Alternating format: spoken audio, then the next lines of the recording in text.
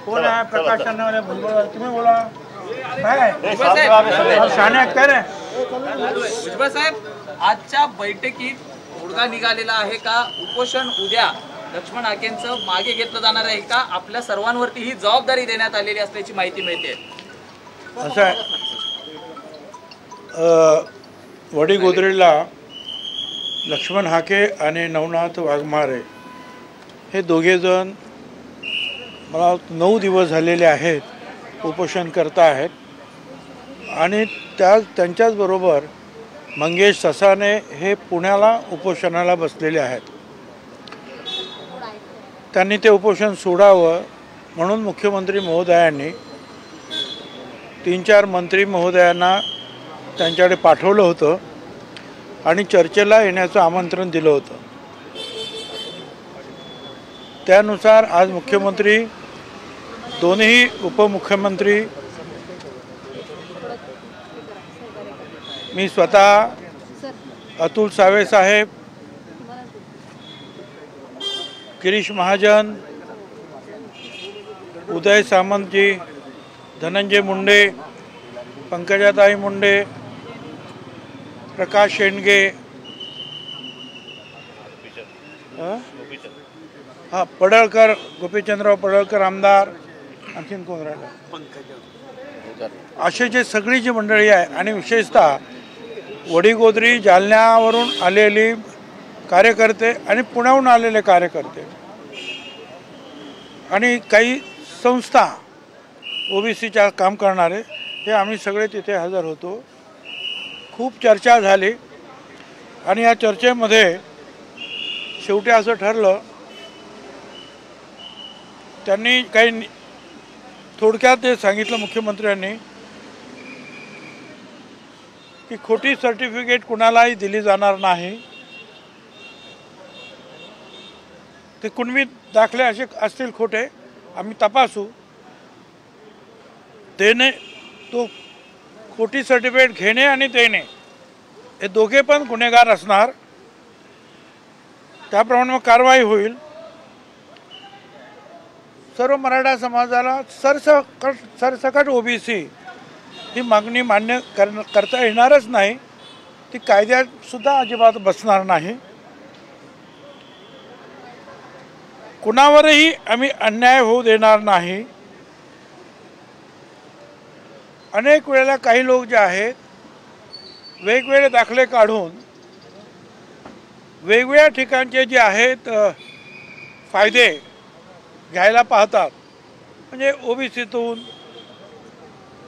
EWS-मधून, आणखीन ACBC-मधून, हे असे वेगवेगळ्या याच्यातून करत असतात.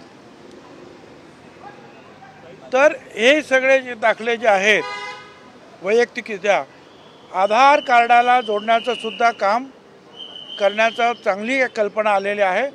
तिचा आम्ही स्वीकार करू, जेणेकरून जो कोणी मनुष्य असेल, जी कोणी व्यक्ती असेल, ती एकाच योजनेचा फायदा घेऊ शकेल आणि योग्य योजनेचा फायदा घेऊ शकेल. सरकारला फसवलं जाणार नाही. मंत्रिमंडळामध्ये जशी मराठा समाजाचे प्रश्न सोडवण्यासाठी मंत्र्यांची समिती आहे, तशी ओबीसी भटक्या विमुक्त समाजाच्या समस्या सोडवण्यासाठी समिती निर्माण करण्यात येईल. सगळे सोयीच्या बाबतीमध्ये बराच मोठा उहापोह झाला. आम्ही त्यांना सांगितलं की याच्यामध्ये खूप त्रुटी आहेत. शेड्यूल कास्ट असेल, शेड्यूल ट्राईब असेल, ओबीसी असेल, त्याला प्रमाणपत्र कसं द्यावं, जात पडताळणी कशी करावी, या संदर्भामध्ये पूर्ण माहिती असलेलं एक मोठं पुस्तकच आहे. मोठं डॉक्युमेंट आहे आणि त्याप्रमाणे सगळ्याची पूर्तता करून सर्टिफिकेट देण्यात येतात. आणि म्हणून